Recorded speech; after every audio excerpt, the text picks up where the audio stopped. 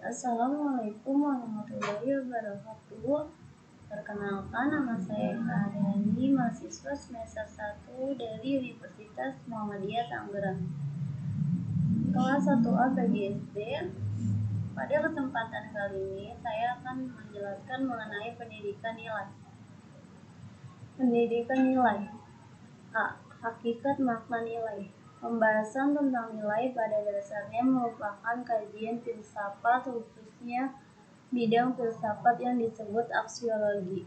Dalam berbahasa sehari-hari seringkali kita mendengar atau membaca kata penilaian yang kata asalnya adalah nilai.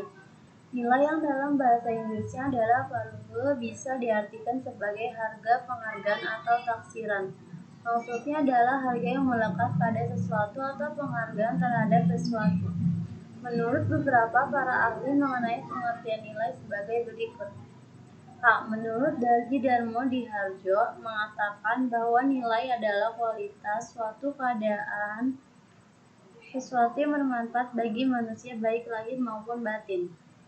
Menurut Frankl, sebagaimana dikutip oleh Sonarjati, Muhajir, dan Holisin, bahwa nilai pada dasarnya disebut sebagai standar penuntun dalam menentukan sesuatu itu baik, indah, berharga, atau tidak. Menurut Hofmeister dalam Khairon Rosyadi, yang dimaksud dengan nilai adalah implikasi hubungan yang diadakan oleh manusia yang sedang memberi nilai antara satu benda dengan satu ukuran. Menurut Gordon M. Hart, bahwa dalam disposisi jiwa seseorang terdapat tingkatan lapisan yang terkait dengan nilai, yakni 1. Tingkah laku, 2. Sikap, 3. Nilai, dan 4. Kepercayaan atau keyakinan terhadap sesuatu. Berdasarkan beberapa pengertian di atas, dapat dikemukakan kembali bahwa nilai itu adalah rujukan dan keyakinan dalam menentukan pilihan.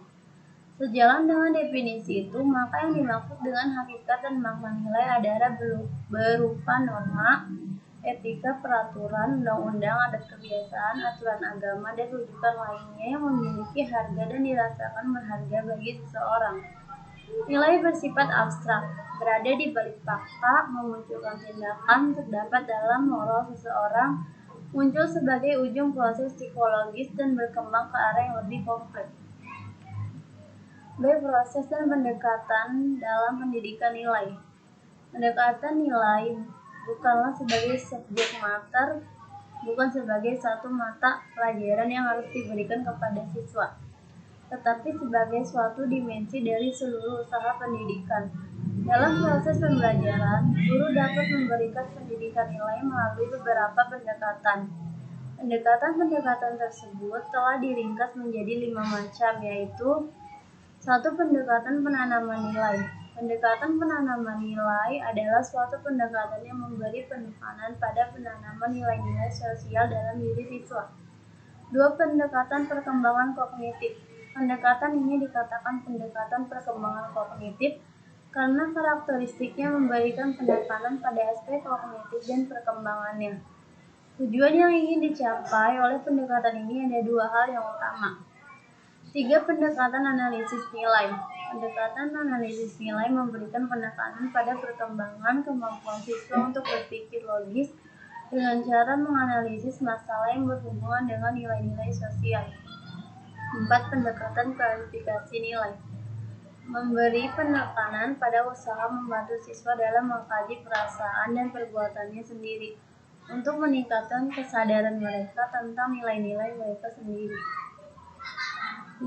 Pendekatan pembelajaran berbuat.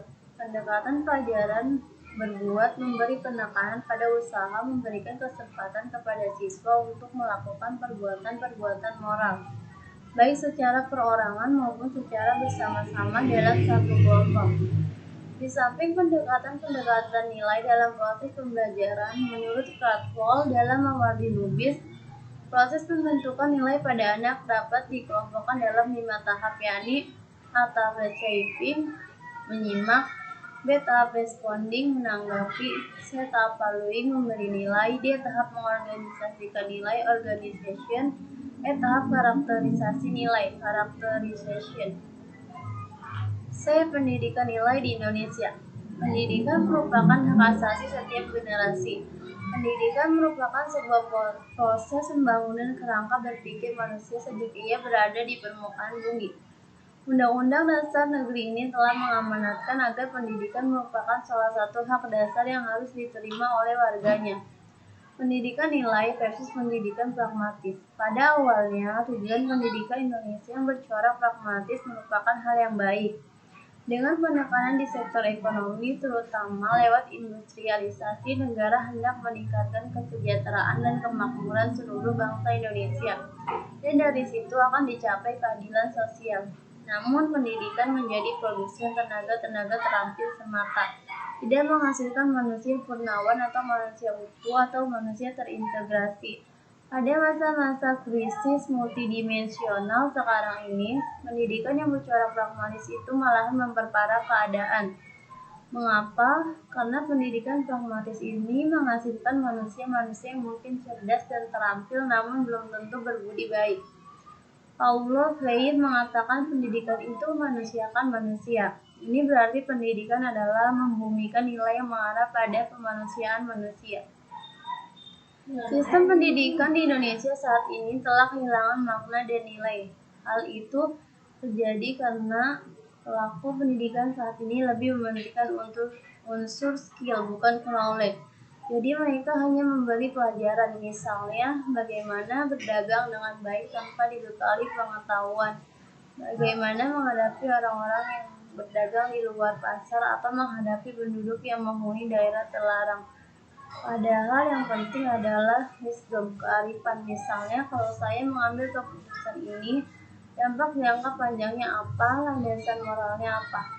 Pendidikan di Indonesia baik formal, non-formal maupun informal merupakan proses yang dengan sengaja dilakukan untuk tujuan mencerdaskan kehidupan bangsa dan mengembangkan manusia yang beriman dan bertakwa kepada Tuhan Yang Maha Esa, bernilai luhur, berkepribadian yang mantap, mandiri, serta bertanggung jawab. Pendidikan nilai menghasilkan sumber daya manusia yang utuh, menyeluruh, sehat, dan terintegrasi. Pribadi yang dibentuk oleh pendidikan nilai tetap mampu memenuhi tuntutan sektor ekonomi, tanpa harus kehilangan keutuhannya sebagai seorang manusia. Pendidikan nilai bukan saja perlu karena dapat menghasilkan filosofi dasar pendidikan Indonesia yang seharusnya, namun juga karena Indonesia sebagai negara Pancasila yang pada hakikatnya menuntut pendidikan nilai karena ciri khasnya justru terletak dalam komitmen terhadap nilai-nilai yang terkandung landasan negara.